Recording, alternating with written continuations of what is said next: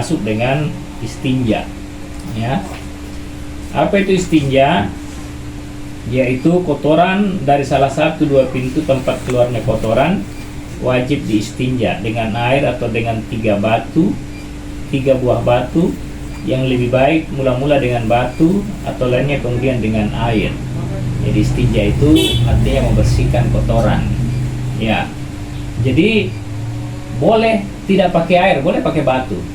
Misalnya Khalif atau Zaki, dia pergi naik mobil ke satu tempat, di situ tidak ada air untuk cebok, dia singgah untuk cebok dia singgah, tidak bisa tahan lagi kencingnya, mungkin di rumput, yang penting jangan dilihat orang. Ya, jadi boleh kalau tidak ada air, boleh tidak pakai air, boleh 3 batu. Ya, jadi boleh 3 batu. Jadi batu pertama digosok, batu kedua digosok, batu ketiga juga digosok, ya, untuk mengganti air. Kalau bisa juga 1 batu, tapi batu itu dia segitiga. Jadi umpamanya batu di sebelahnya itu dulu yang digosokkan, sebelahnya lagi yang itu, sebelahnya lagi yang itu. Itu kalau tidak ada air. Kalau di sini kita belum pernah praktekkan karena kita masih dapat air. Tapi orang-orang yang susah air boleh seperti itu. Kalau tidak ada batu, boleh kayu, tapi kayu yang keras. Ya, boleh, dia keras. Itu dianggap suci dan mensucikan. Tapi yang lebih bagus katanya dengan batu itu kemudian tambah dengan air. Ya. Kemudian ada buang air. Ya. Ada buang air. Pertama ada buang air kecil dan air besar. Ya. Jadi perhatikan ini, kalau kita buang air ya.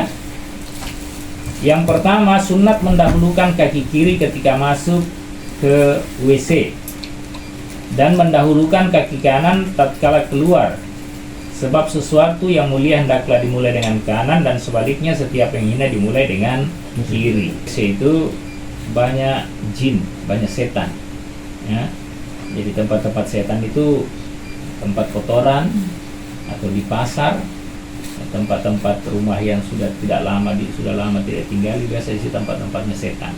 Tapi di WC itu tempatnya setan, makanya dianggap makanya kalau masuk WC dianjurkan untuk berdoa. Apa doa? Allahumma inni a'udzubika minal khubusi wal khaba'is. Ya. Kalau keluar atau selesai cebok, ada doanya. Alhamdulillahillazi azhaba anil aza wa afani. Terima kasih ya Allah, penyakit ini sudah keluar. Kemudian yang kedua, jangan berkata-kata selama di dalam WC, kecuali berdoa dikala masuk WC.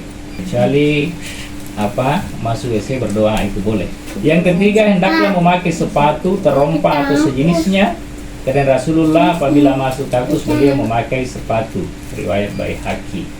Ya, tapi kalau bersih kita punya WC, misalnya sendal juga susah, biar tidak kecuali. Kemudian yang keempat, hendaklah jauh dari orang sehingga bau kotoran tidak sampai kepadanya, supaya jangan mengganggu orang lain. Yang sampai kamu orang berak di pinggir jalan, ya, atau berak tapi dekat dengan orang tempat lewat, pasti dicium orang lain. Tidak boleh itu ya. Ya, jadi tidak boleh berak yang kira-kira itu tempatnya lalu lalang orang. Kemudian jangan berkata-kata selama di dalam WC, kecuali apabila ada keperluan yang sangat penting yang tidak dapat ditangguhkan. Sebab Rasulullah melarang yang demikian. Ya, jangan berbicara dalam WC, atau dalam WC berbicara di luar. Ya, sudah masak, belum? Ya, ambilkan dulu saya punya ini. Tidak bisa. Ya, tidak bisa itu dalam WC. Ya, ambilkan sarungku. Ya, mungkin kecuali penting ya, boleh. Seperti itu. Mati air, kasihnya boleh. Yang sampai juga tidak ada air, kau diam-diam, mau coba dengan apa? Jadi, kalau darurat, boleh kita bicara. Ya, kita dipanggil mama orang tua, Gazi. Kau diam-diam karena di WC. Sudah 3 kali mama panggil, bahaya, berdosa itu. Langsung jawab, saya mah di WC. Langsung jawab. Baru 1 kali panggil langsung jawab. Karena itu darurat, apalagi orang tua yang panggil ya. Jangankan di WC, kita sholat saja. Kalau orang tua panggil, kita batalkan itu sholat. Baik kalau sholat sunnah. Kemudian yang keenam, jangan buang air kecil atau besar di air yang tenang, kecuali apabila air tenang itu banyak menggenangnya, seperti Tebat, sebab Rasulullah melarang kencing di air tenang. Ya, sampai kalau lihat di situ kolam, kencing di situ, atau ada lewat rawa-rawa, airnya tenang pergi kencing, oh tidak boleh, karena bisa dipakai untuk bersuci. Yang ketujuh, jangan buang air kecil atau kencing di lubang-lubang tanah, karena kemungkinan ada binatang yang akan tersakiti dalam lubang itu. Jadi jangan sampai di lubang itu ada semut sementara diskusi masih ini ceritakan masalah ini, langsung orang kencing, dia bubar itu. Jadi tidak boleh kencing di lubang-lubang ya, yang diperkirakan ada binatang di situ, dan sampai dia mati, ya, itu dilarang. Kemudian jangan buang air kecil dan besar di tempat pemberhentian karena mengganggu orang yang berhenti. Ya, saya kira itu aja dulu kita punya materi. Ya, pada kesempatan ini kalau mau ada diskusi silakan. Terima kasih. Assalamualaikum warahmatullahi wabarakatuh. Waalaikumsalam warahmatullahi wabarakatuh. Bertanya, batu yang bagaimana yang dimaksudkan itu? Apakah batu?